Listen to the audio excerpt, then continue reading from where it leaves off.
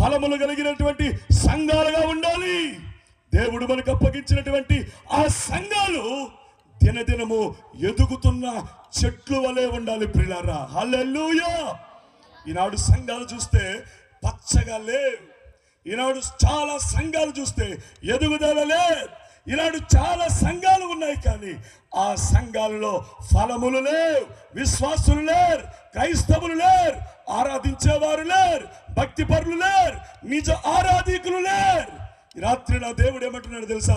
దేవుడు మనకిచ్చిన చెట్టు ఏ సంఘమైతే ఉందో ఆ సంఘాలు ఫలములు కలిగిన చెట్లు, నూతన విశ్వాసులతో నింపబడిన సంఘాలుగా దేవుడు మన సంఘాలను మార్చునుగాక. చెప్పండి గడిగా ఆమేన్ చెప్పండి. దేవుడు మనకిచ్చిన సంఘాలు పచ్చని చెట్లు వలె, పచ్చని మొక్కల వలె ప్రతి క్రైస్తవుడు ఉందురుగాక.